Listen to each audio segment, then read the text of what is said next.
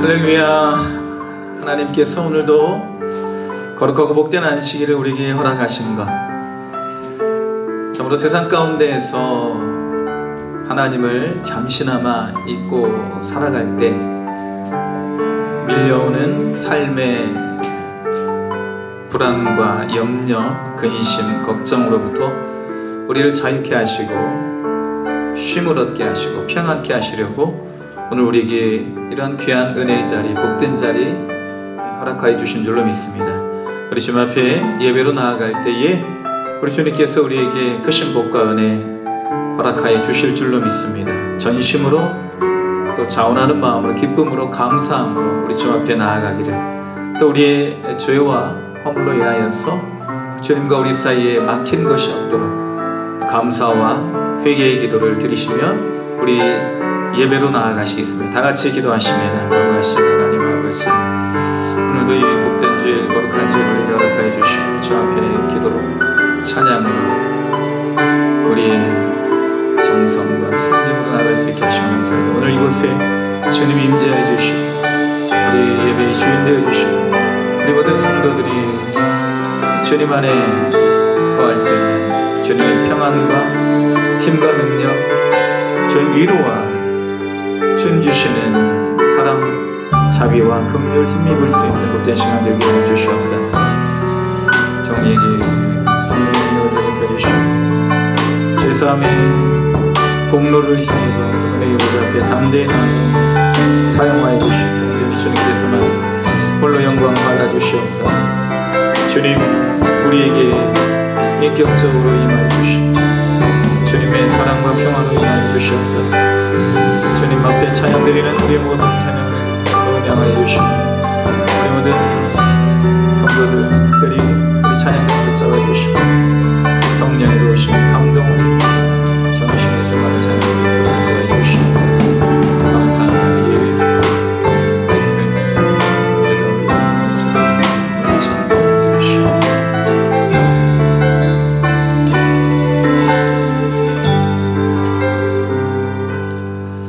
할렐루야. 우리 내가 매일 기쁘게 주의 친절한 팔의 한 기세 기쁨으로 우리 하나님께 찬양으로 나아가시겠습니다.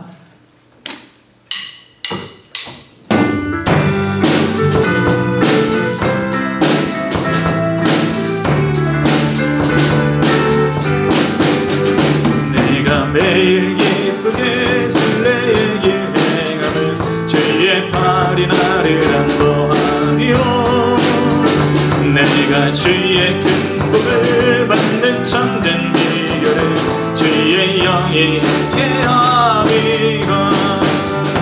성령이 예수네 할렐루야 함께하시네.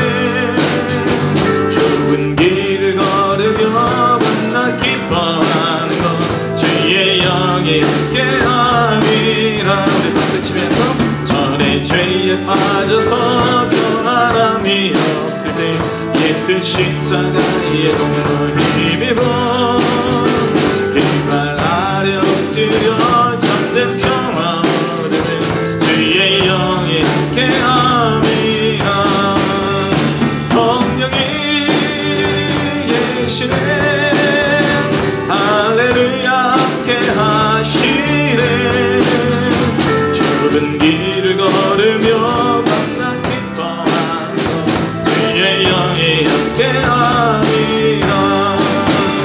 나와 동행하시고 모든 염려하시니 나는 숲의 새와 같이 기쁘다.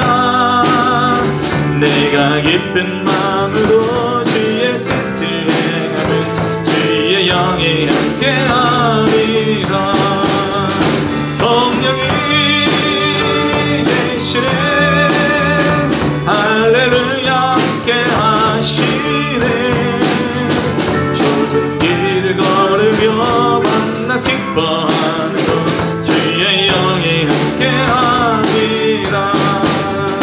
세상 모든 정욕과 나의 모든 욕망은 십자가에 이미 못을 막았네. 어두운 밤이 지나고 무거운 짐 벗으니 주의 영이 함께하리.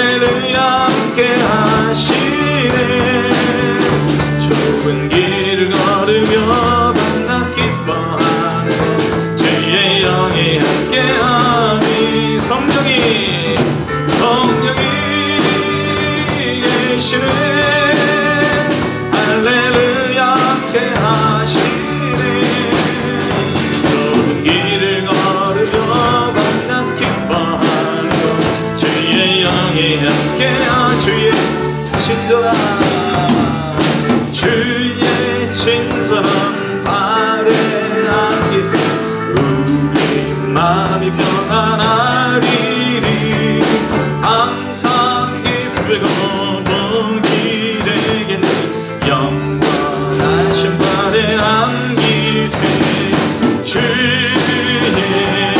발에 늙으신 발에 안기세 주의 발에 영원하신 발에 안기세 날이 갈수록 주의 사랑이 그 광명하게 비치고 전성 가는 길 별이 가리네 영원하신 발에 안기세 주의 발에 늙으신 발에 안기세 주의 발에 영원하신 발에 안기세 주의 보좌로 나아갈 때에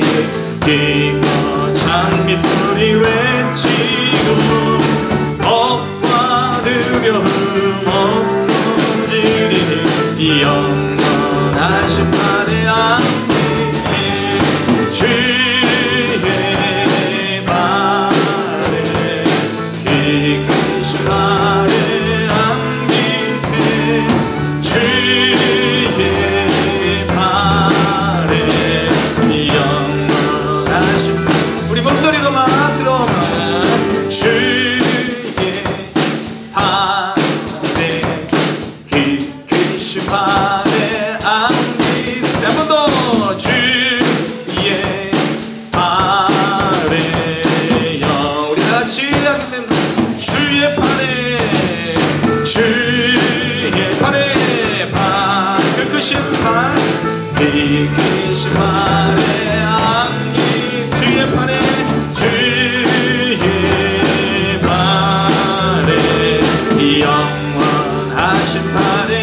영원하신 발에 영원하신 발에 한 번 더 영원하신 발에 안기세 아멘. 좁은 길을 걸어가도 기뻐할 수 있는 것 우리의 힘이 아닌 성령의 능력으로 또 우리가 삶에 많은 어려움이 있고 문제가 있지만 기뻐할 수 있는 것 우리 주님의 그 크신 팔 안에 있기 때문에 이 모든 것이 가능한 줄로 믿습니다. 이러한 능력이 이러한 은혜가 오늘 우리 모두에게 임하기를 주님의 이름으로 축원을 드립니다. 말씀 앞에서 경외함으로 주께 올라섭니다.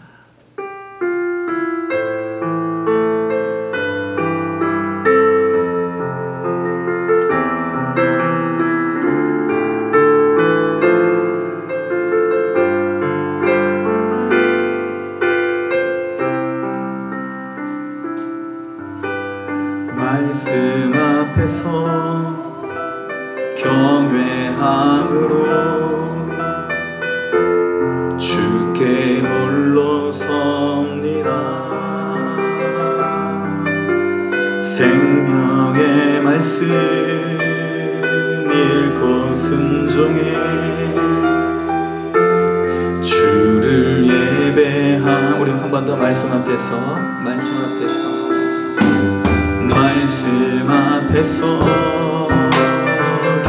경외함으로 주께 홀로 섭니다. 생명의 말씀 읽고 순종해 주를 예배합니다. 기록된 말씀 힘이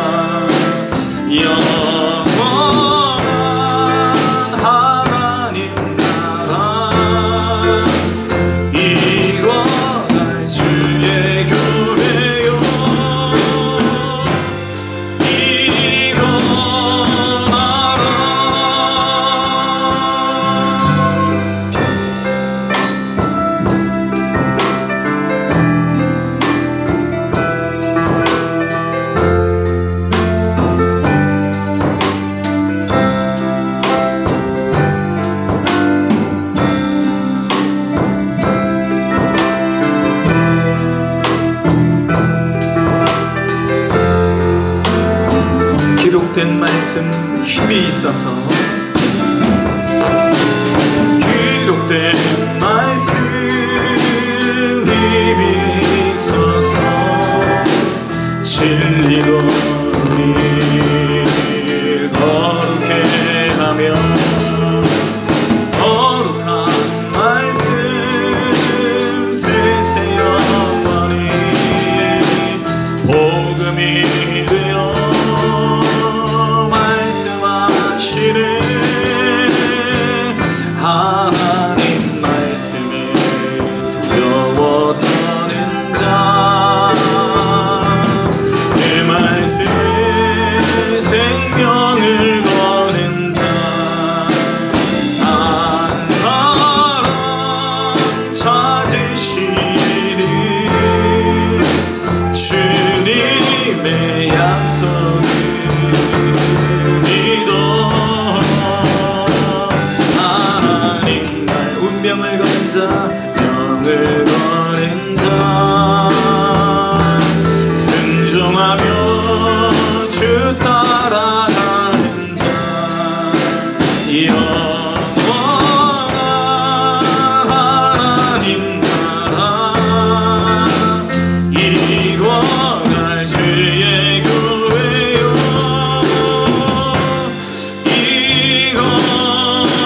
일어나라. 주 말씀은 우리를 보내. 주 말씀은 우리를 구원해. 이들은 지혜의 목숨과 내 뜻 다해 그 말씀에 복종하라.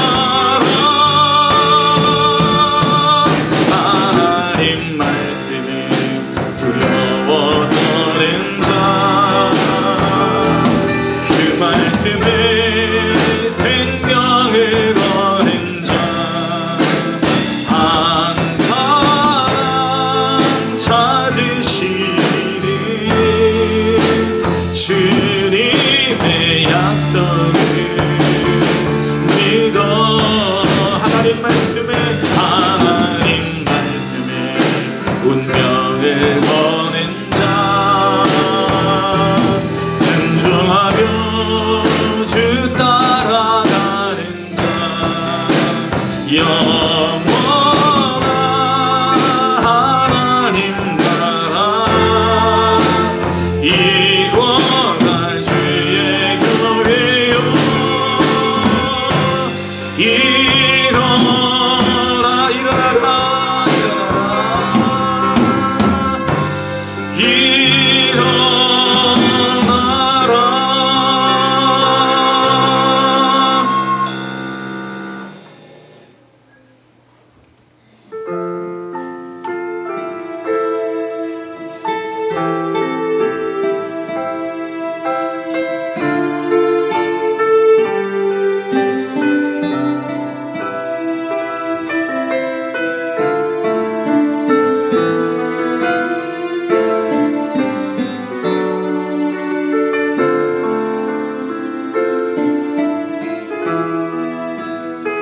흘러내리는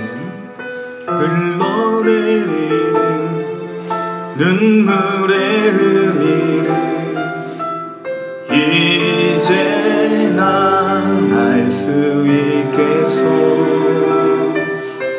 죽어가는 영혼 바라보시는 아버지의 마음, 이제 더 이상 바라볼 수 없소.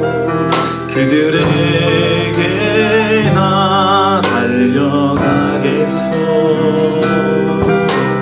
영원한 생명 그 십자가 나 따라가오. 세상 날 버려도 지쳐 쓰러져도 나 너를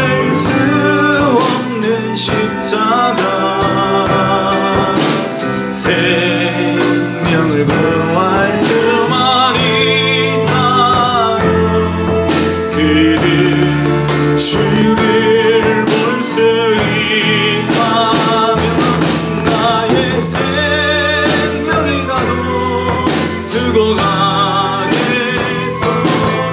주님 가신 그 길처럼 단 한 번만이라도 아버지 위해 아낌없이 드릴 테요. 흘러내리는 눈물의 흘림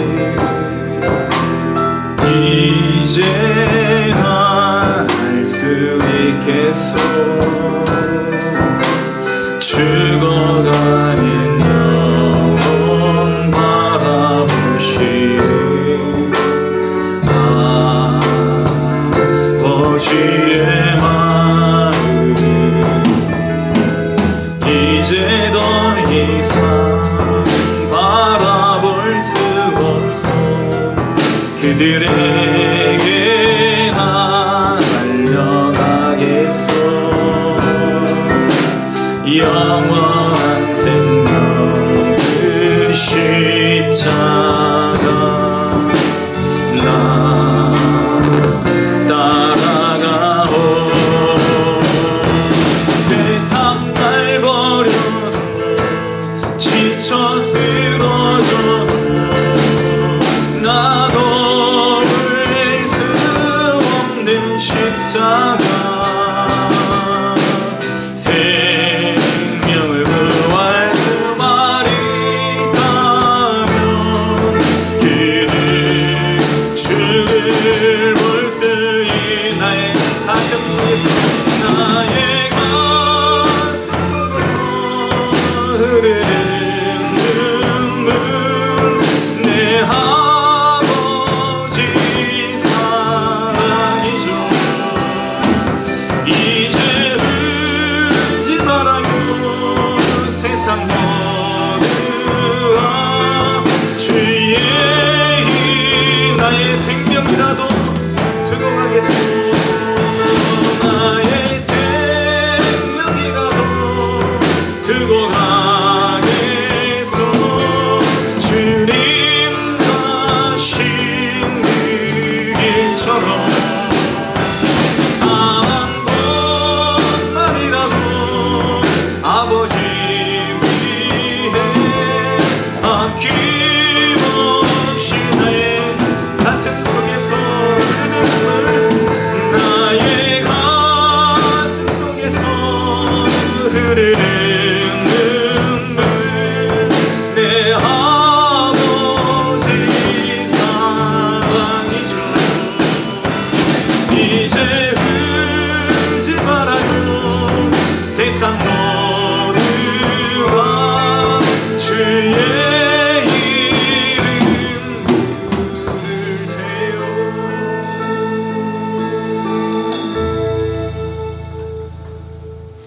하나님의 사랑을 사모하는 자, 하나님의 평안을 바라보는 자, 너희 모든 것 창조하신 우리 주님이 너를 얼마나 사랑하는지 우리 하나님의 사랑을 생각하시며 하나님 앞에 찬양으로 나아가시겠습니다. 하나님의 사랑을 사모하는 자.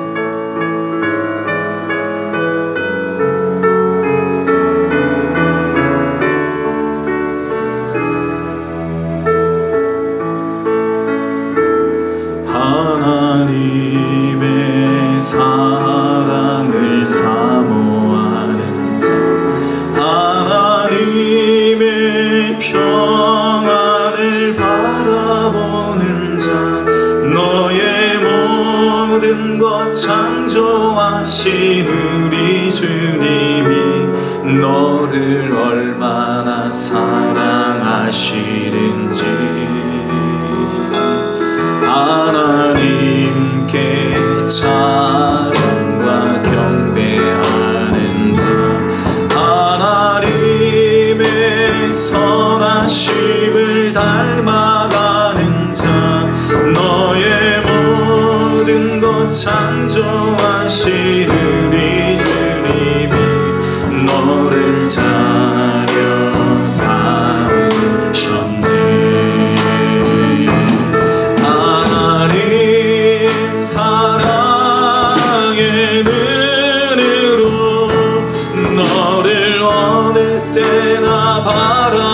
하시고 하나님인 자 비로소 언제나 너에게 기울이시리 어두움에 밝은 빛을 비춰주시고 너의 작은 신음에도 응답하시니 너는 어느 곳에 있는지 주를 향하고 주만 바라보지라 하나님의 사랑은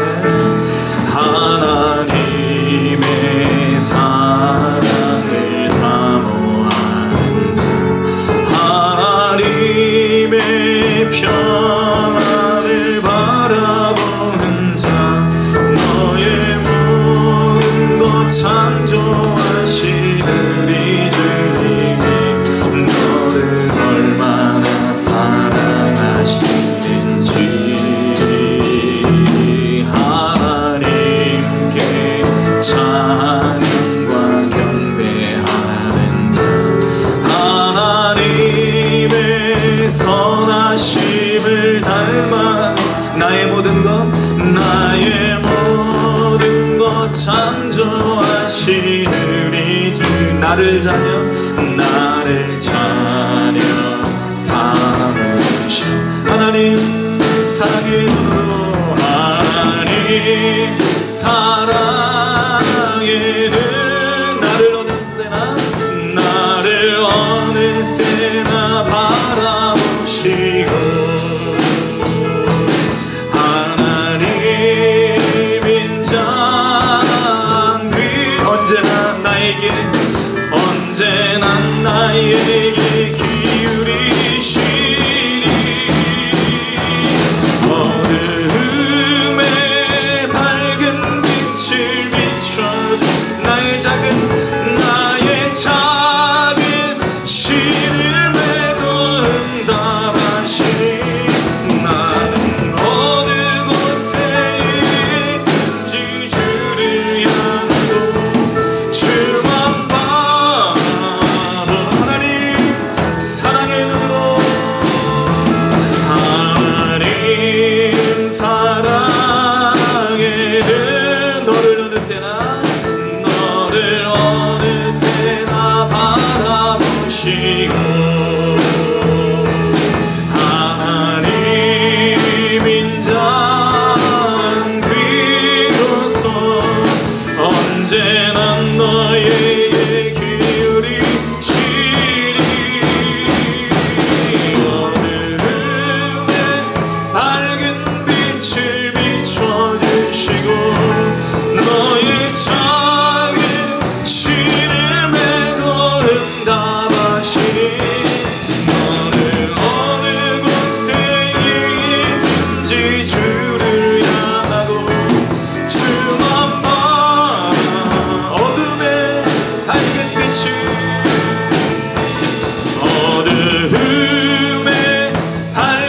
빛을 비춰주시고 너의 작은 신음에도 응답하시니 너는 어느 곳에 있든지 주를 향하고 주만 바라볼지라 주만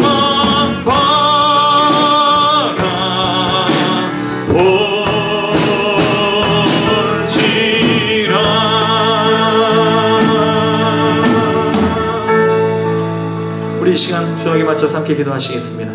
하나님은 언제나 우리를 사랑의 눈으로 언제나 인자한 귀로서 바라보시고 귀 기울여 우리를 만나주시고 계시는 줄로 믿습니다. 어둠의 밝은 빛을 비춰주시는 우리의 작은 신음까지라도 응답해 주시는 우리 하나님께만 우리의 마음과 정성과 뜻을 모두어 예배드리고 우리의 삶의 어느 곳에서든지 우리가 주님을 우리의 삶의 주인으로 모시고 주를 향하여 주님의 뜻을 이루어가는 그런 삶을 살아가기를 원하고 기도하며 우리 함께 주님 앞에 나아가시기를 원합니다. 이 시간 우리 예배를 위하여서 주만 바라보는 우리의 믿음과 삶을 위하여서 함께 기도로 나아가십니다. 다같이 기도하시고 회중을 대표하여 박인선 사모님 기도 인도하시겠습니다. 다같이 기도하십니다. 거룩하신 하나님 아버지, 은혜와 사랑을 감사드립니다. 오늘도 아버지 하나님 거룩하고 복된 주일을 통해 우리에게 안식을 주시고자, 평안을 주시고자, 복을 주시고자 이 자리에 불러주신 주님의 그 크신 사랑과 은혜를 우리가 날마다 누리며 그 사랑에 감사하고 살아가야 될 터인데, 하나님 세상의 분주함과 세상의 염려, 근심으로 걱정으로 인하여서 우리 주님 주시는 사랑과 복과 은혜를 누리지 못하는 안타까운 지경, 안타까운 심령이 되었네. 주여 용납하여 주시고 오늘 아버지 하나님 다시 한번 주를 향하여 우리 마음과 뜻을 향하게 하여 주시고 주만 바라보는 믿음과 우리의 삶이 될 수 있도록 인도하여 주시옵소서. 오늘도 아버지 하나님 주님께만 온전히 영광 돌린 모든 성도들의 마음속에 하나님의 크신 사랑 부어주시고 아버지 하나님 주님 우리를 넓은 곳에 거할 수 있도록 인도하여 주시옵소서. 하나님 아버지 좁은 길을 걸어갈지라도 기뻐할 수 있는 것, 우리가 세상의 모든 어려움 속에서도 찬송하고 기도하고 주 앞에 나갈 수 있는 것, 하나님 늘 주 앞 가운데 살아가지만 주 앞에 다시 나올 수 있는 주의 보혈을 공급해 주옵소서. 하나님 온전히 주님만이 우리의 삶의 주인이시고 주님만이 우리의 삶의 인도자 되시고 주님만이 우리의 삶의 복이시고 위로와 소망이 되시는 전부가 되시는 하나님 함께하여 주시옵소서. 도와주심을 하나님 모든 성도들의 마음속에 아버지 하나님의 크신 사랑 다시 한번 나타내 주시옵소서. 아버지 말씀하여 주시고 만져주시고 우리를 충만케 하여 주시옵소서. 오직 주만의 영광 받으시고 간절히 기도합니다. 온 천지와 만물의 주인이 되시는 하나님 아버지, 그 거룩하신 이름을 찬양하며 경배를 올려드립니다. 올해 마지막 주일 저희들을 주의 전으로 인도하여 주시고 저주에서 축복으로 죽음에서 생명으로 옮겨주신 주님의 그 크신 은혜와 사랑을 감사드립니다.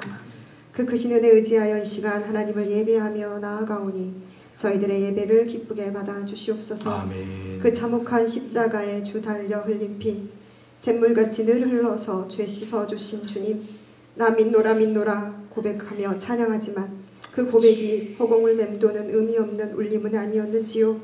하나님의 뜻을 알기 위해 기도하기보다 우리의 감정과 욕망에 충실한 기도는 아니었는지요.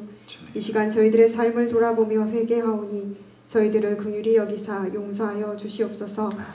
악인이 죽는 것을 기뻐하지 아니하시고 돌이켜 그 길에서 떠나 사는 것을 기뻐하시는 주님, 저희가 날마다 주님께로 돌이켜 의로우신 주님을 닮아가게 하여 주시옵소서.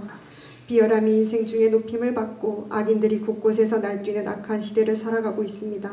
그러나 우리가 낙심하지 않을 것은 하나님의 공의와 정의가 영원히 우리와 함께 하시기 때문임을 고백하오니 아멘. 하나님께서 온전히 이 나라와 민족을 하나님의 공의와 정의로 다스려 주시옵소서. 아멘. 이 땅 위에 세우신 지도자들이 정직과 진실한 마음으로 국민을 위해 일하게 하시고 아멘. 나라를 위한 정치를 하게 하여 주시옵소서. 아멘. 교회를 세우시고 모든 교회의 주인 되신 하나님, 이 땅의 모든 교회들이 여호와께로 돌아오게 하옵소서. 아멘. 모든 교회들을 위해 십자가가 온전히 세워지게 하시고 십자가의 능력을 회복하게 하사 구원을 노래하며 하나님의 뜻대로 거룩한 사명을 감당해 가도록 은혜 위에 은혜를 더하여 주시옵소서. 동문교회를 세우시고 동문교회를 통해 일하시는 하나님 아버지, 우리 동문교회가 세상의 풍랑을 잠잠케 하는 능력을 나타내는 교회가 되게 하여 주시옵소서. 아멘. 하나님의 손에 들린 거룩한 능력이 되는 동문교회의 모든 성도들이 되게 하여 주시옵소서. 아멘. 나를 갈지하는 철연장과 같은 무디어진 우리의 영성의 날을 날마다 세워서 각자에게 맡겨주신 거룩한 사명을 온전히 감당할 수 있도록 말씀과 기도의 날을 세우게 하여 주시옵소서. 아멘. 주 사랑 안에 살면 두려움이 없으며 그 사랑 변함없어 늘 마음 편하다.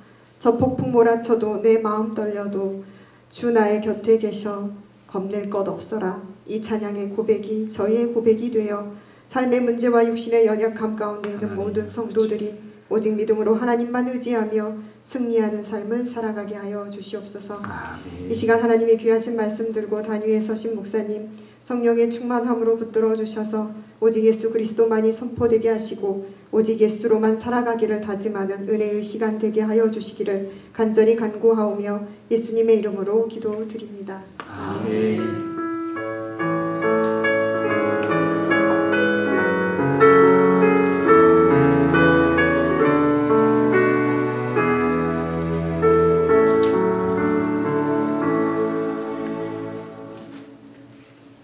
거룩하고 복된 주일 우리가 함께 보실 하나님의 말씀은 고린도전서 15장 29절로 34절의 말씀입니다. 고린도전서 15장 29절로 34절, 제가 가진 성경 신약성경 283면,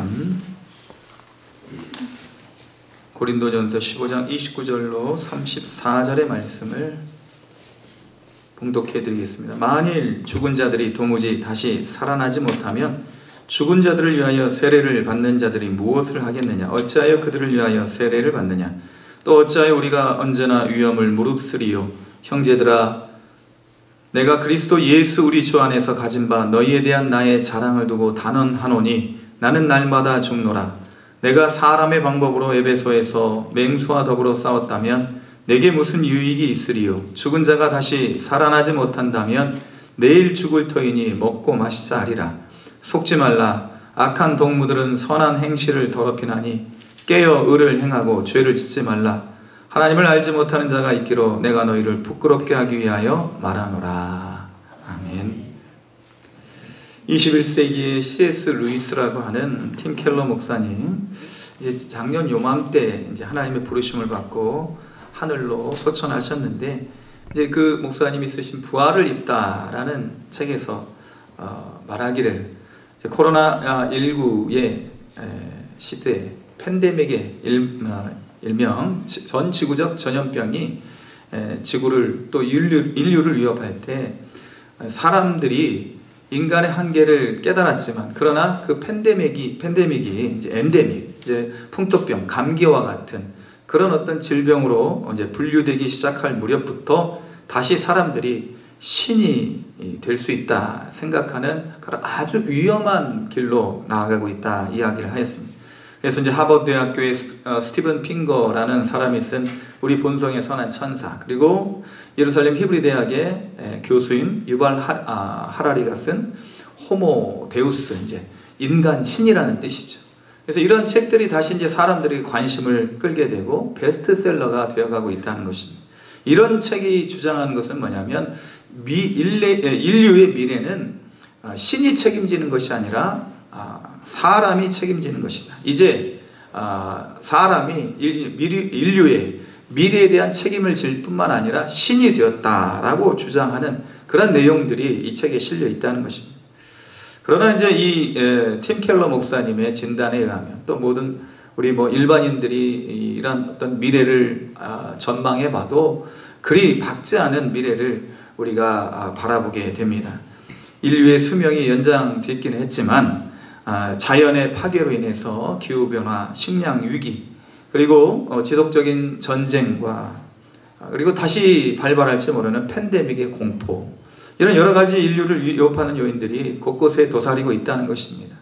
그리고 이제 예전에 우리 이제 다음 세대들이 미래의 세대를, 자신들이 살아갈 미래의 세대를 전망할 때 과연 이 다음 세대들이 어른들이 살아갔던 그 세대를 긍정적으로 밝게 전망할 수 있겠는가, 쉽게 장담할 수 없다는 것입니다.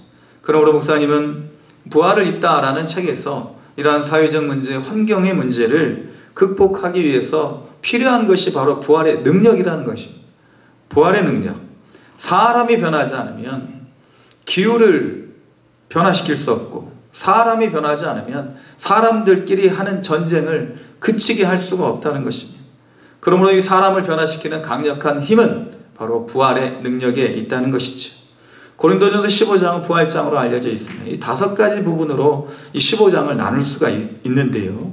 1절부터 11절은 부활의 확실성에 대해서 이야기를 하고 있습니다. 그래서 이 부활의 증인들, 이제 베드로를 비롯하여서 12 제자, 그리고 이제 500의 형제, 주의 형제 야고보, 그리고 이제 바울 자신도 예수님을 다메섹 도상에서 목격했던 그 목격담, 이 증인들로 인하여서, 변화된 사람들로 인하여서 부활은 확실한 것이다, 부활의 역사적 확실성에 대해서 증언하고, 그리고 12절로 28절에서는 부활이 왜 기독교 신앙의 핵심이 돼야 되는가, 부활이 없다면 우리가 이 장래에 대한 소망도 없을 것이고, 모든 예수 그리스도께서 십자가에 죽으신 그 사랑도 무효하기 때문에 부활은 반드시 기독교 신앙의 핵심이 되어야 된다라는 것을 이야기를 하고, 오늘 읽은 본문은 29절로 34절에서는 바울이 어떻게 자신이 부활의 증인이 되어 있는지를 그렇게 증거하고 있습니다.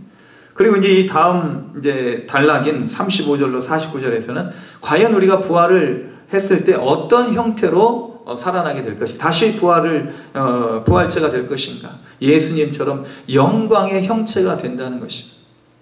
그리고 이제 마지막 단락인 50절로 58절에서는 그러나 우리가 이렇게 부활에 대한 소망을, 미래 하나님의 나라에 대한 그러한 소망을 가지고 있다면 오늘 주어진 현실에 최선을 다하여 살아가야 될 것이다 라고 그렇게 이야기를 하고 있습니다. 바울은 왜 이렇게 부활을 강조하고 있는가? 바로 이제 이 고린도 교회뿐만 아니라 모든 교회들, 그 당시에 이제 그리스 지역에 있던, 또 이제 소아시아 지역에 있던 모든 세워진 교회들, 그리스도인들이 헬라 철학의 영향을 많이 받고 있었기 때문입니다. 사도 바울도 역시 아테네에서 전도하면서 철학자들을 만나게 되는데 에피쿠로스 그리고 스토아 철학자들을 만나서 변론을 하게 됩니다. 사도행전 17장 18절 말씀을 보시면 어떤 에비구레오와, 이제 한글식으로 표현을 하다 보니 에피쿠로스를 에비구레오와 스토이고, 이제 스토아 철학자들도 바울과 쟁론할세, 혹은 이르되 이 말장이가 무슨 말을 하고자 하느냐 하고, 혹은 이르되 이방 신들을 전하는 사람인가 보다 하니 이는 바울이 예수와 또 몸의 부활 전함을 인함이라. 그러니까 부활을 얘기하니까 이 철학자들이 볼 때는 이게 지금 자신들이 어떤 가지고 있었던 이성적 판단, 세계에서는 못 받아들일 그런 아주 신비한 이야기였기 때문에 이 사람들이 이 바울의 이야기를 못 알아듣는 거예요. 오늘 혹 우리가 부활을 지금 이야기하고 있는데 이 부활에 대해서 이 스토아 철학자들처럼, 에피쿠로스 철학자들처럼 이게 무슨 말인가 하고 우리가 이 부활에 대해서 잘 알아듣지 못하고 부활에 대한 의문을 갖고 있다면 우리는 아직 철학적 신앙인이라고 할 수가 있다는 것입니다. 에피쿠로스 학파 그리고 이제 스토아 학파는 이제 헬라 철학의 양대 산맥이었죠. 에피쿠로스 학파는 검소한 마음 생활 그리고 마음의 평화, 이 아타락시아를 얻는 것이 바로 진정한 철학의 목적, 삶의 이유라, 의미라고 그렇게 주장을 하였습니다. 그래서 마음의 평화를 얻는 이 상태를 가리켜서 아타락시아라고 했는데, 그래서 이 에피쿠로스 학파는 쾌락주의자라고 일컬었습니다. 근데 어떤 그런 재미를 추구하는 그런 철학이 아니라 어떻게 하면 사람이 즐겁게 참으로 기쁘게 살아갈 수 있는 그런 것들을 추구하면서 그런 것들을 연구했다는 것이죠. 스토아 학파는 이성을 이제 추구했는데, 그래서 이 스토아 학파가 그 이성을 갖추면서도 스토아 학파들이 주장한 것은 바로 이제 어떤 그런 금욕주의를 이제 추구했다는 것입니다. 그래서 이 스토아 학파뿐만 아니라 에피쿠로스 학파들이 이렇게 주장한 모든 것은, 철학적인 그런 주장은 뭐냐면 바로 인간이 어떻게 하면 인간의 한계를 뛰어넘어서 지혜로운 존재가 되어서 그 사람들이 누리지 못하는, 사람들이 찾고 있는 그러한 진정한 마음의 평화와 기쁨을 얻을 수 있겠는가라고 그렇게 그런 것들을 추구했다는 것입니다. 그래서 스토아 학파는 아파테이아라는 그런 고통과 정념이 없는 상태를 추구했고, 그리고 이제 에피쿠로스 학파는 아타락시아, 이제 마음의 평화의 상태. 두 가지 다 어떤 동일한 그 목표가 있죠. 인간이 어떻게 하면 마음의 평화를 얻을 수 있는가, 기쁨을 가지고, 그리고 어떻게 하면 고통에서 벗어나서 정념에서 무욕의 상태를 이루면서 그렇게 살아갈 수가 있는, 어찌 보면 불교와도 이렇게 좀 맥락이 있을 수 있다고 할 수가 있겠습니다. 그래서 이런 하나님의 지혜인 십자가의 지혜를 우리 그리스도인들이 따른다면 이 철학자들은 인간의 지혜를 추구하는 사람들이었습니다. 그래서 인간의 지혜인 철학은 결국 인간을 어떤 목적을 이루기 위한 부단한 자기 자신과 그리고 신과 자연과 투쟁하는 존재로 봤다는 거예요. 그래서 자기를 극복하고 신을 극복하고 자연을 극복하는 그러한 존재가 인간이다. 철학을 통해서 아니면 어떤 지혜를 통해서 이러한 것을 추구할 수 있다라고 생각을 했던 것입니다. 그래서 투쟁의 주체는 자기 자신이죠. 투쟁하는 거예요. 모든 것이 다 투쟁입니다. 싸워 이기는 거예요. 자기 자신과도 싸워 이겨야 돼요. 우리 막 그런 말씀들 많이 하시죠. 너와 싸워 이겨야 된다. 세상과 싸워 이기지 말고. 그래서 자기와의 투쟁, 신과의 투쟁, 자연을 극복하고 자연을 이제 정복하고 자연을 다스리는 그런 투쟁의 관계로 보았다는 거예요. 이 모든 것을 다 이겨냈을 때 비로소 인간은 평안의 상태, 정념의 상태, 정념이 없는 상태가 된다라는 것이 바로 그 당시에 에피쿠로스, 스토아파 그리고 모든 철학의 흐름이 다 그와 같이 이어져 있다는 것입니다. 그러나 하나님의 지혜인 십자가, 하나님은요 우리에게 주시는 마음은, 우리에게 주시는 지혜는 나와의 하나님과 자연과 투쟁하는 존재가 아니라는 것입니다. 성경이 말하는 것은 우리는 나와 화목해야 되고 그리고 하나님과 화목해야 되고 자연과 화목해야 된다는 것입니다. 에덴 동산에서 인간이 타락을 했을 때 삼중소외가 일어나지 않았습니까? 예전에도 말씀을 드렸지만 죄를 지음으로 인해서 하나님과 우리 사이에 두려움이 생겼습니다. 나와 나 사이에 나 자신 가운데 수치심이 생겼어요. 늘 내 자신을 용납하지 못하고 받아들이지 못하는 거예요. 하나님을 두려워서 멀리 떠나는 것입니다. 자연과의 소외가 일어나서 자연이 이제는 더 이상 우리에게 거저 먹을 것을 주지 않습니다. 땀 흘려서 일할 때에만 먹을 것을 얻게 되는 그런 소외 현상이 일어나게 되었는데, 그러므로 우리가 하나님과 관계가 회복이 되고 나 자신과 관계가 회복이, 나를 용납하고 나 자신은 언제나 연약한 존재이고 죄 가운데 있는 존재이고 쓰러질 수밖에 없는 그러한 존재인 것을 인정하는 것이 바로 나와의 화목된 관계라는 것이고, 그리고 자연은 우리가 다스리고 정복하고 우리가 그 모든 것들을 함부로 할 수 있는 그런 것이 아니라 자연은 하나님께서 우리에게 주신 선물이고 또 후손들에게 잘 물려줘야 될 하나의 유산이라는 것을 우리는 알아야 된다는 것이, 이것이 바로 하나님께서 우리에게 주시는 지혜이죠. 십자가의 지혜와 철학, 이제 소피아, 필로소피아, 이 철학과 인간이 추구하는 지혜, 하나님 우리에게 주신 지혜와는 차원이라는 것입니다. 그래서 이런 철학적 영향을 받아서 이 당시에 그리스도인들이 하나님과의 화해보다는, 그리고 나와의 화해보다는, 그리고 자연과의 화해보다는 하나님과 투쟁해서 내 자신이 하나님과 같이 될 수 있다 생각하고 또 나 자신을 부정하고 그리고 자연을 마음대로 훼손하는 그런 영향을 받고 있었기 때문에 다시 오늘 말씀을 통해 바울은 부활에 대해서 증언을 하고 있는 것입니다. 우리는 오늘 이 시대에 다시 한번 부활을 주목해야 됩니다.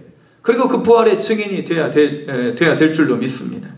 오늘 본문 앞서 말씀드린 바와 같이 바울이 어떻게 부활의 증인이 되어 있는가를 나타내는 말씀입니다. 오늘 말씀 첫 번째 29절 말씀을 보시면, 만일 죽은 자들이 도무지 다시 살아나지 못하면 죽은 자들을 위하여 세례를 받는 자들이 무엇을 하겠느냐, 어찌하여 그들을 위하여 세례를 받느냐. 그래서 오늘 말씀은 부활은 역사적 사실이라는 거죠. 29절 말씀에 보면 죽은 자들을 위하여 세례를 받는 사람들이 있었다는 거예요. 그러면서 그들은 부활을 인정하지 않았어요. 부정했다는 것입니다. 부활을 부정하는 사람들은 그때도 있었고 지금도 있습니다. 그렇지만 그런 사람들이, 부활을 부정했던 사람들이 죽은 자들을 위하여 세례를 받는다라는 것입니다. 이게 무슨 말인가? 이제 초대 교부, 사도들 다음에 이 기독교의 어떤 그런 전통을 이어왔던 사람들을 가리켜서 교부라고 합니다. 교부, 신부님, 교부 이렇게 부르는 마찬가지 어떤 그런 명칭인데, 목회자 역할을 하기도 하고 감독의 역할을 하기도 하고 선지자 역할을 하기도 하고, 이 교부 중에 크리소스톰이라는 분이 계셨습니다. 황금의 잎, 이제 설교를 얼마나 잘하셨으면 황금의 잎이라고 이렇게 하셨을까요? 그래서 이 크리소스톰 이 분이 이제 이 말씀을 이렇게 이제 해석을 하는 거예요. 이 당시에 부활은 인정하지 않으면서 이제 세례는 받고 싶은데 어떻게 하냐면 편법을 쓰는 거예요. 죽은 분이 계십니다. 죽은 분을 침대에 눕혀요. 이분이 이제 그 세례를 받지 못하고 죽었어요. 천주교에서는 이제 세례 받지 못하면 구원이 없다고 이렇게 얘기를 하잖아요, 지금도. 세례가 구원이 아니고 예수 믿는 우리의 고백으로 우리가 구원을 받는 줄로 믿습니다. 그래서 그 이제 세례를 받지 못하고 죽은 사람을 침대에 눕히고 그 밑에 이제 누가 들어가냐면 이제 산 사람이 들어가요. 어떤 사람이 되었든. 그리고 이제 물어보는 거예요. 세례를 베푸는 이제 그 시혜자가 물어보는 거죠. 이제 죽은 사람한테 물어보는 거예요. 세례 받기를 원하십니까? 하면 누가 대답하는 거예요? 죽은 사람이 대답을 하지 못하니까 밑에 있는 사람이 네, 받기를 원합니다. 그러면 이제 그때 세례를 죽은 사람한테 베푼다는 거예요. 하나님을 손바닥으로 가리고 하늘을 손바닥으로 가리고 하나님을 우리가 우리의 수준으로 전락시키는 것 아니겠습니까? 성경에 위배되는 행위이죠. 한 번 죽으면 우리는 그 위에 심판이 있습니다. 예수님은 말씀하시죠. 혼인잔치 비유를 통해서 한 번 초청을 받았는데 그 초청받음에 응하지 않고 예복을 입지 않고 왔을 때 바깥 어두운데 쫓겨나서 슬피 울며 이를 갈며 있으리라 말씀하십니다. 더 이상의 기회가 없는 거예요. 누가복음 16장 부자와 나사로 비유를 통해서 예수님은 한 번 죽으면 더 이상의 어떤 두 번째 기회는 없다는 것을 말씀하고 계십니다. 그래서 부활은 역사적 사실이고 이 부활은 모든 앞서 말씀드린 첫 번째 단락에서 바울이 이야기한 것처럼 고린도서 15장 1절로부터 이어지는 첫 번째 단락에서 베드로와 12 사도와 그리고 500의 형제에게 일시적으로 그리고 자신에게 나타났던 또 주의 형제 야고보에게 나타났던 예수 그리스도, 이분은 바로 부활의 역사, 부활의 실체라는 것을 그렇게 증언하고 있는 것입니다. 부활은 역사적 사실이고 두 번째 오늘 본문을 통해서 바울이 이야기하는 것은 부활의 소망으로 고난을 이겨낼 수가 있다는 것입니다. 30절 말씀, 또 어찌하여 우리가 언제나 위험을 무릅쓰리요 형제들아 내가 그리스도 예수 우리 주 안에서 가진 바 너희에게 대한 나의 자랑을 두고 단언하노니 나는 날마다 죽노라. 그래서 바울은 이 모든 선교 활동을 통해서 날마다 겪게 되는 그런 고난을, 핍박을, 환난을, 어려움을 부활의 소망 능력으로 이겨냈다는 것입니다. 고린도후서 1장 8절로 보죠. 형제들아 우리가 아시아에서 당한 환난을 너희가 모르기를 원하지 아니하노니 힘에 겹도록 심한 고난을 당하여 살 소망까지 끊어지고 우리는 우리 자신이 사형 선고를 받은 줄 알았으니 이는 우리로 자기를 의지하지 말고 오직 죽은 자를 다시 살리시는 하나님만 의지하게 하심이라. 고린도후서 11장 23절 이하에도 바울은 자신이 선교 여행을 통해서 받았던 모든 고난에 대해서 구체적으로 밝히고 있습니다. 빌립보서 1장, 고린도전서 4장 9절에 바울은 또한 이렇게 이야기합니다. 내가 생각하건대 하나님의 사도인 우리를 죽이기로 작정된 자같이 죽이기로 작정된 자같이 끄트머리에 두셨음에 우리는 세계 곧 천사와 사람에게 구경거리가 되었다. 그러니까 이제 이런 어떤 외적 핍박 박해뿐만 아니라 내적인 그런 삶의 소망이 끊어지는 그런 암담한 상황, 모든 사람들에게 조롱거리가 되는 그러니까 이런 어떤 모든 고난이 바울에게 있어서는 힘이 들었지만 그러나 그 고난을 이겨낼 수 있었던 힘은 바로 부활의 능력이었다는 것입니다. 오늘 우리에게도 역시 이러한 고난이 동일하게 있을 수 있습니다. 부활의 능력으로 소망으로 이 모든 것을 이겨낼 수 있게 될 줄로 믿습니다. 세 번째, 바울은 부활을 믿는 사람들은 날마다 죽을 수 있다 이야기를 하고 있습니다. 다시 한번 31절 말씀, 형제들아 내가 그리스도 예수 우리 주 안에서 가진 바 너희에 대한 나의 자랑을 두고 단언하노니 나는 날마다 죽노라. 날마다 죽는다는 것은 무슨 뜻입니까? 예수님의 죽으심을 자신의 몸에 짊어지는 것입니다. 그리스도의 남은 고난을 자신의 육체에 채우는 것입니다. 예수님께서 우리에게 메어주신 십자가, 자기 십자가를 지고 예수님만 바라보고 따라가는 것입니다. 나의 자랑을 내려놓고 내 안에 계시는 예수 그리스도를 보배로 삼고 예수 그리스도를 자랑하는 사람입니다. 살든지 죽든지 무엇을 하든지 사람에게 좋게 하는 것이 아니라 하나님을 기뻐하는 것을 더 좋게 여기고 사람에게 존경받는 삶보다도 하나님께 인정받는 삶을 더 귀한 것으로 여기는 삶, 그러한 삶이 바로 날마다 죽는 삶이라는 것입니다. 부활을 통해서 이러한 삶을 우리가 살아가게 될 줄로 믿습니다. 이 땅에서의 삶이 한 번뿐이면요, 나를 위해 살아가도 돼요. 사람들에게 인정받는 것 추구하며 살아가도 됩니다. 그러나 우리가 사는 것이 이 땅에서 삶이 전부가 아니기 때문에 부활 이후에 우리의 진짜의 삶, 우리의 본질적인 삶이 있기 때문에 우리는 그 부활의 삶을, 부활 이후의 삶을 바라보면서 이 땅에서 우리 주님과 더불어 날마다 죽을 수 있는 사람이 되어야 될 줄로 믿습니다. 그리고 네 번째, 오늘 바울은요, 부활을 믿는 모든 사람에게 우리의 모든 삶이 의미가 있다는 것입니다. 부활을 믿는 사람들에게 모든 삶이 의미가 있다는 거죠. 32절 말씀, 내가 사람의 방법으로 에베소에서 맹수와 더불어 싸웠다면 내게 무슨 유익이 있으리요? 죽은 자가 다시 살아나지 못한다면 내일 죽을 터이니 먹고 마시자 하리라. 그러니까 에베소에서 맹수와 더불어 싸웠다. 그러니까 바울이 삼손처럼 그렇게 사자와 싸웠다는 이야기가 아니고, 그러니까 맹수, 이제 사람들, 바울을 공격하고 바울을 이제 위협하고 힘들게 하는 그러한 사람들을 맹수에 비유를 했습니다. 그래서 에베소에서 맹수와 더불어 싸웠다면 내게 무슨 유익이, 사람의 방법으로 싸웠다면 무슨 유익이 있냐는 거예요. 부활을 믿지 않는 사람들, 그러니까 사람의 방법이라는 것은 부활이 없다고 생각하는 사람들처럼 그렇게 맹수와 더불어 싸웠다면 의미가 없다는 거예요. 부활이 없고 심판이 없다면 그저 삶은 그냥 지나가는 무의미한 시간의 흐름에 불과한 것입니다. 무슨 의미가 있습니까? 그냥 찰나의 추억이 쌓여있는 그런 추억의 집합체라고 할 수밖에 없는 것이죠. 우리의 이 삶이.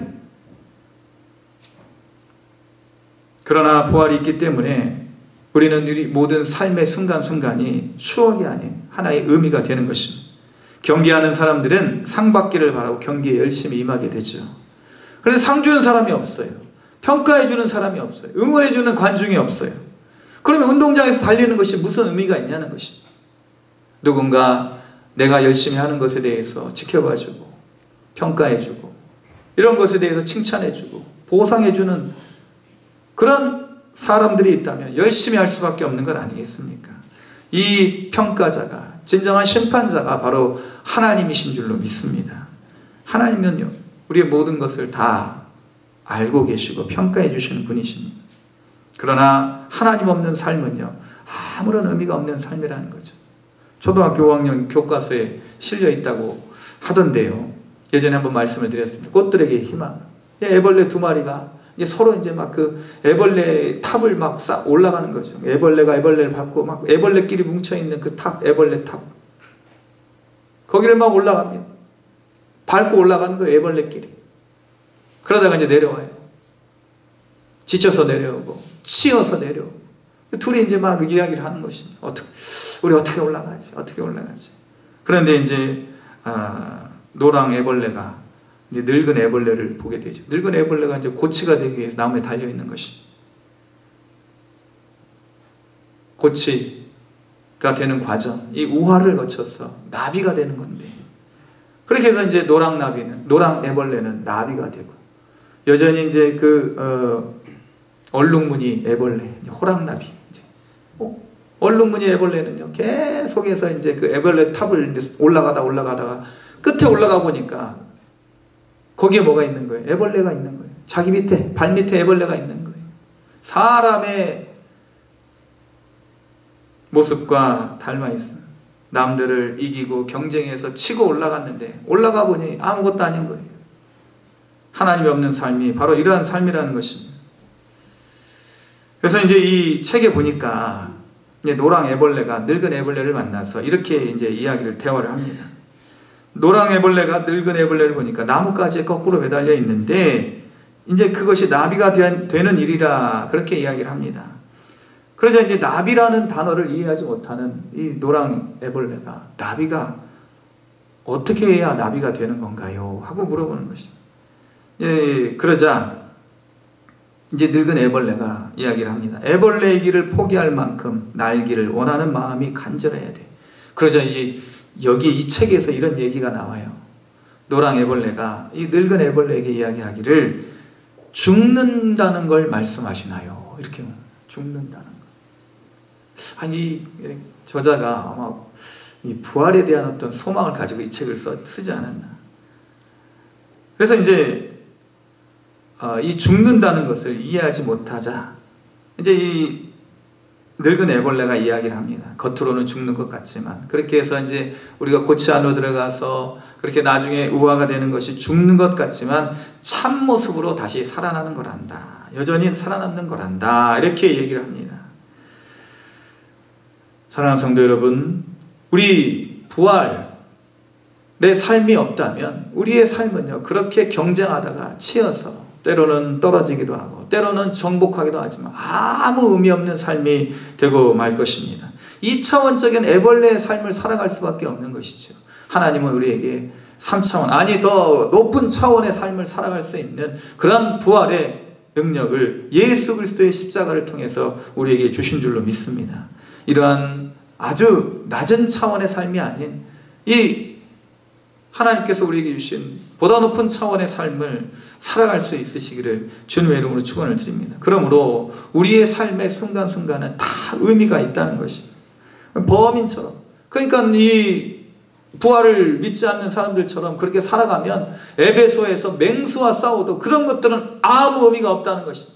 우리가 처절한 노력을 통해서 어떤 위대한 성취를 했다 할지라도 부활이 없으면 아무 소용이 없다는 것. 세상의 모든 범인들처럼 그렇게 그냥 한순간에 티끌로 돌아갈 뿐인 삶이라면 모든 것이 의미가 없지만 그러나 우리는 부활이 있기에 모든 삶의 고난조차도 그리고 우리가 예수 그리스도를 통해서 받는 그런 핍박조차도 의미가 있다는 것입니다. 우리의 모든 이 예배에도 의미가 있는 것입니다. 하나님을 위하여 희생하고 하나님을 위하여 우리가 섬기는 것 모든 것 다 의미가 있는 것입니다. 부활이 없는 사람들은 허무하지만 부활이 있는 사람들은 모든 삶에 의미가 있는 줄로 믿습니다. 마지막으로 부활을 믿는 사람들은 선과 의를 행해야 됩니다. 30절, 33절, 34절 속지 말라 악한 동무들은 선한 행실을 더럽히나니 깨어 의를 행하고 죄를 짓지 말라. 하나님을 알지 못하는 자가 있기로 내가 너희를 부끄럽게 하기 위하여 말하노라. 로마 제국 시대죠. 이 시대에 묘비문 중에는 이런 것들이 있다고 해요. 당신들은 끝장날 것이요. 묘비문에 글이 그렇다는 것입니다. 당신들은 끝장날 것이요. 그러니 마음 놓고 마시십시오. 마음 놓고. 어차피 죽을 인생 잘 누리다가 죽으십시오. 이런 뜻 아니겠습니까? 우리는 어차피 죽을 인생이 아닙니다. 이사야서 22장 13절 말씀. 이스라엘 백성들이요 이방 군대가 쳐들어오는데도요 그 순간에도 내일 죽을 터이니 먹고 마시자 하고 그러고 있다가 멸망하고 말았습니다. 오늘 끝나는 삶이라면 우리가 마음대로 살아가도 될 것입니다. 그러나 부활이 있고 심판이 있으니 그렇게 살아가서는 안 되는 것입니다. 우리가 바라는 것이 이 땅에서 삶뿐이라면 우리는 세상 사람들보다 더욱 불쌍한 사람들이 될 것입니다. 그러나 세상 사람들에게는 미련해 보일지라도 우리는 가장 지혜롭고 복 있는 사람인 줄로 믿습니다. 우리는 부활을 믿는 사람들이기 때문인 것입니다.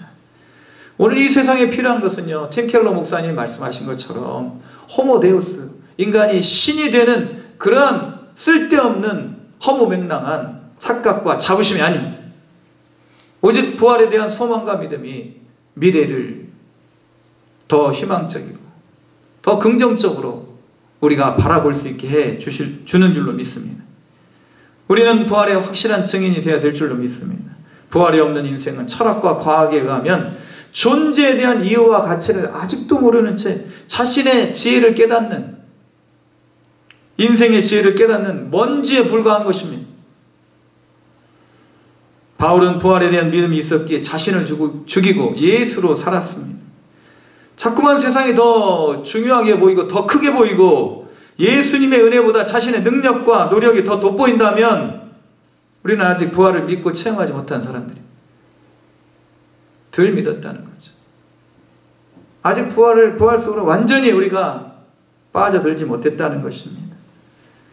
이스라엘 백성들이 다가올 심판을 보지 못한 것은 세상에 취해 있었기 때문입니다. 세상은 벗어나고 부정해야 될 것은 아니지만 영원히 우리가 사랑하고 거해야 될 것은 아닙니다.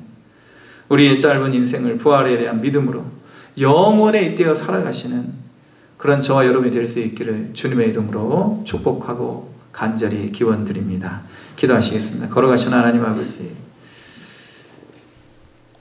전염병이 창궐하였을 때 사람들이 겸손해지고 자신들의 한계를 바라보았지만 다시 세상이 염려가 없는 것처럼 보이는 그러한 때에 자신들이 신이 되어가고 자신들이 미래의 주인이 되는 것처럼 착각하며 살아갈지라도 우리 믿음의 사람들 부활에 대한 소망과 믿음으로 우리의 힘이 아닌 하나님 능력으로 우리가 구원받고 다시 살아나고 하나님의 뜻을 이루어가는 그러한 주님 안에서 날마다 자신을 죽이고 주님으로 더불어 살아가는 사람인 줄로 믿사오니 이러한 믿음을 가지고 세상을 이기고 우리의 헛된 자만과 허무와 고독과 모든 죽음에 대한 두려움을 이기며 살아가는 복된 주의 백성들 되게 하여 주시옵소서. 우리의 부활이여 소망이 되신 예수님의 이름으로 기도드립니다. 아멘. 찬송가 292장 찬양 드리겠습니다.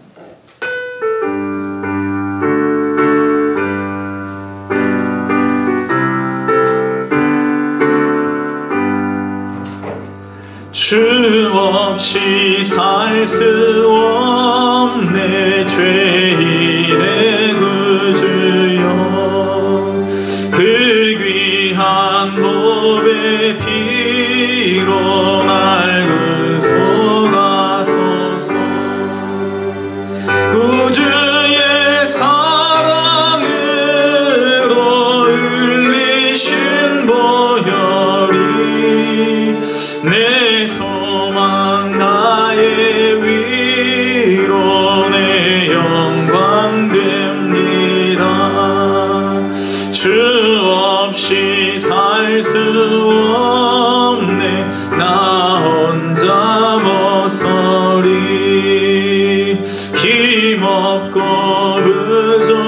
부족하며 지혜도 없도다.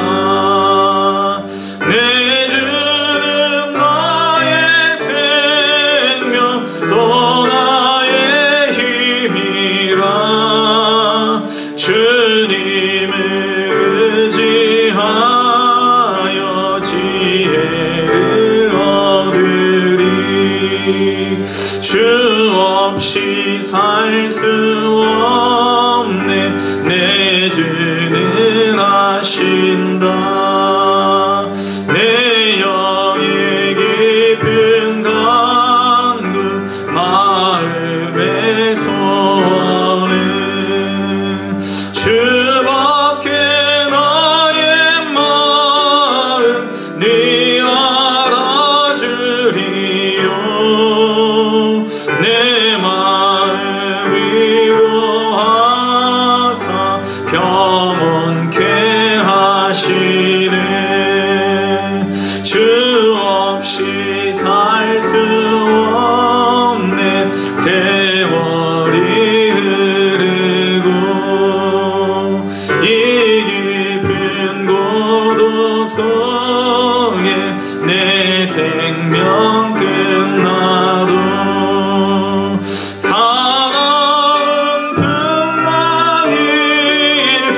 날 지켜주시니 내 곁에 계신 주님 늘 힘이 됩니다.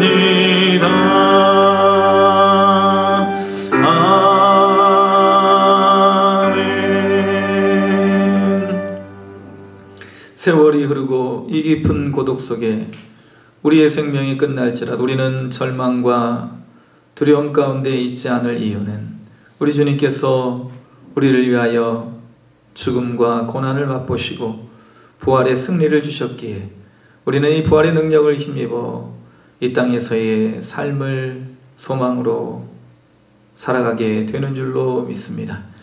주님께서 우리에게 주신 생명의 귀한 은혜를 기억하고 이제 우리의 생명이 우리의 것이 아닌 주님의 것이 되었으니 주의 영광을 위하여, 주의 기쁨을 위하여, 주의 나라와 주의 사업을 위하여 우리의 모든 것 다 드릴 수 있는 믿음을 허락하여 주시옵소서.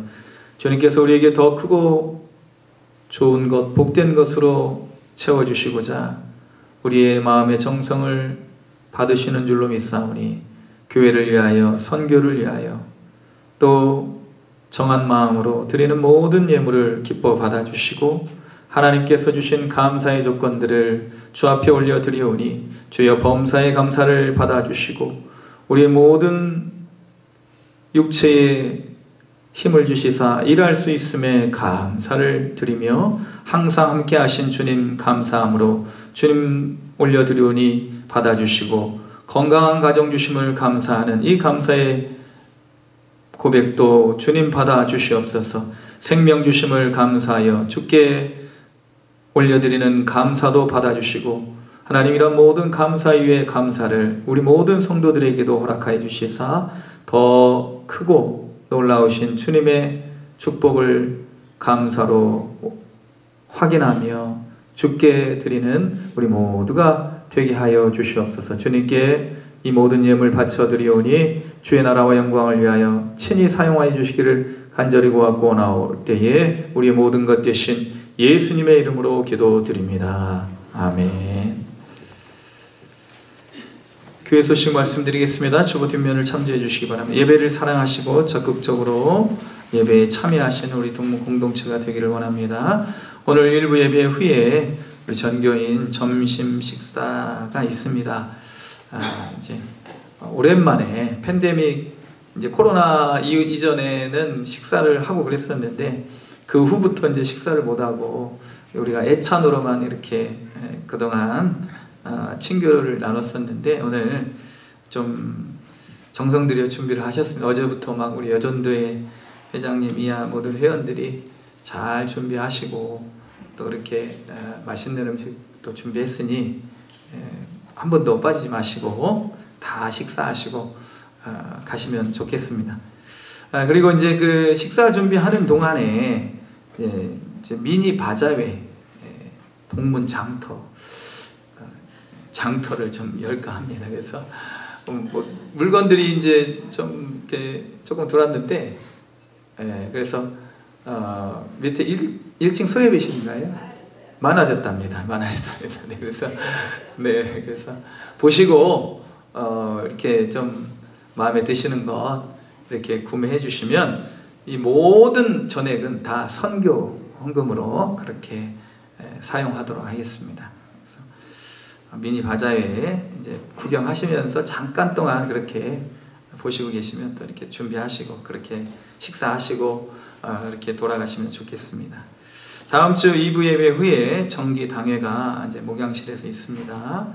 6월 둘째 주에 이제 정기 재직회가 있는데 이제 그 재직회를 위한 당회를 열도록 하겠습니다.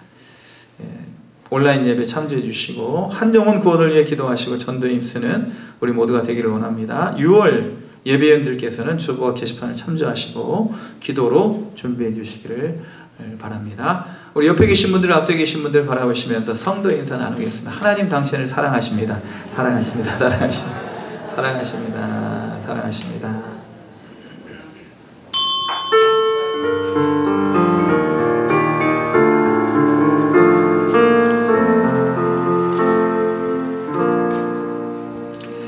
하늘에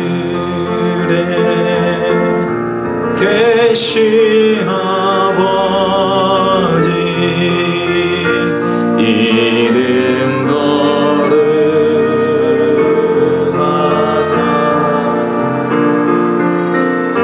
주님 나라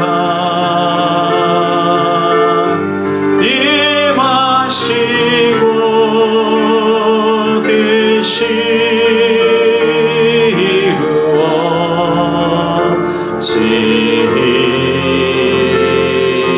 이루어지이다. 일용할 양식 주시고 우리들의 큰 죄 다 용서하옵시고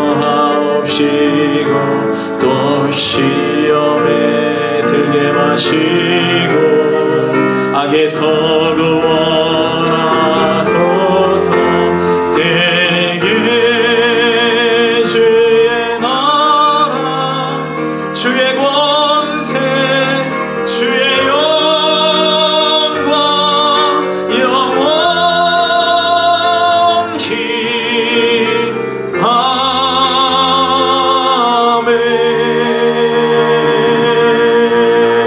아멘. 이제는 우리 주 예수 그리스도의 크신 은혜와 하나님 아버지의 극진하신 사랑하심과 성령님의 감동감화 충만 교통하심의 은총이 나는 날마다 죽노라 바울의 고백과 같이 나는 죽고 예수로 사는 그러한 삶을 부활을 통하여 이루어내기를 다짐하며 이 성전을 나아가는 여기 모인 주의 사랑하는 모든 백성들 위해 우리 모든 환우들 이 나라 이민족과 또 세계 열방의 전쟁으로 고통받는 민족들 위해 지금부터 영원토록 함께 계시기를 간절히 축원하옵나이다. 아멘.